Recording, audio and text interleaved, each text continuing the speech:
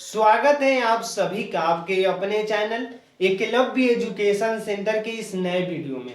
दोस्तों, जैसा कि आप जानते हैं कि अभी गर्मी का मौसम चल रहा है, तो आइए समझते हैं कि गर्मी के मौसम में हम नेनुआ की खेती कैसे करें। अर्थात नेनुआ की खेती की बुआई से लेकर उसके फल लगने तक की सभी प्रक्रियाओं पर विस्तार से जानकारी प्राप्त करने की कोशिश करेंगे इस वीडियो में। तो चलिए इस बेहद ही महत्वपूर्ण वीडियो की शुरुआत करते हैं। सबसे पहले बता दें कि अभी जो गेहूं के हार्वेस्टिंग की प्रक्रिया है पूरी तरीकों से समाप्त हो चुकी है और जो भी किसान है उनके खेत पूरी तरीकों से खाली हो चुके हैं। तो अभी किसान यही सोच रहे हैं कि आखिर हम किस फसल की खेती करें जो हमें कम समय में ज्यादा लाभ देने में समर्थ हो सके। तो उसी में एक नेनुआ भी शामिल है। अगर आप गर्मी का मौसम में नेनुआ की खेती करने के लिए सोच रहे हैं तो यह बेहतर खेती साबित हो सकती है, क्योंकि नेनुआ एक ऐसा फसल है जिसको कम समय में ज्यादा लाभ प्राप्त किया जा सकता है। यानी नेनुआ की खेती करके आप ज्यादा लाभ प्राप्त करने की कोशिश कर सकते हैं। तो आइए समझते हैं कि आखिर नेनुआ की खेती कैसे करें। तो सबसे पहले यह महत्वपूर्ण हो जाता है कि अभी गर्मी का मौसम चल रहा है, तो इसमें जो भी खेत है पूरी तरीकों से सूख चुके हैं। तो हमें नेनुआ की खेती करने से पहले एक बार खेत को पूरी तरीकों से हमें सिंचाई कर लेना चाहिए, क्योंकि नमी युक्त मिट्टी बनाने के लिए सिंचाई बहुत ही महत्वपूर्ण है।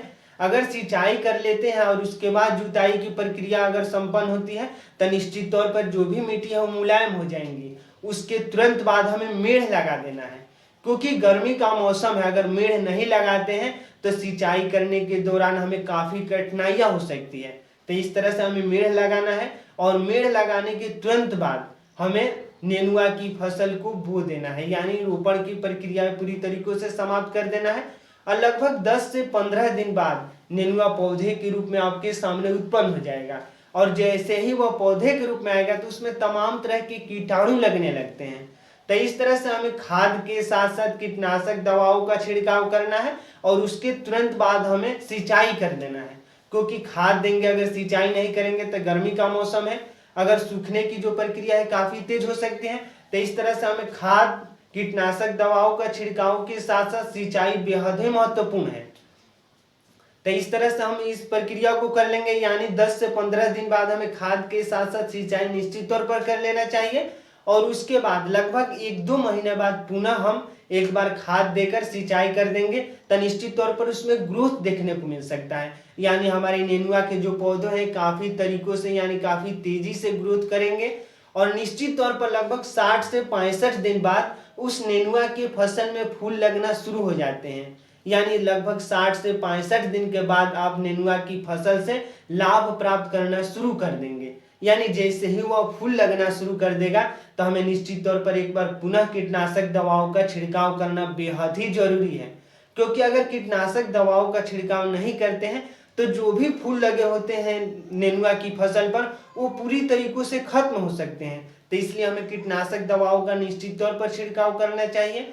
और जैसे ही कीटनाशक दवाओं का छिड़काव करेंगे, सिंचाई कर देंगे, उसके बाद जो हमारे नेनुआ की फसल है पूरी तरीकों से तैयार हो जाएगा। यानी काफी जो भोजन प्राप्त करने की जो प्रक्रिया है उसमें काफी तेज हो जाएंगी। तो इस तरह से एक नेनुआ तैयार होने की स्थिति में आ जाएगा।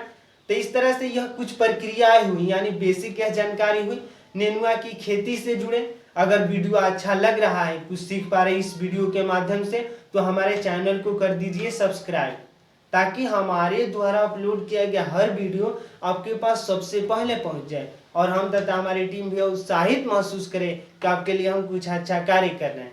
तो हमें दीजिए इजाजत। धन्यवाद। Thank you.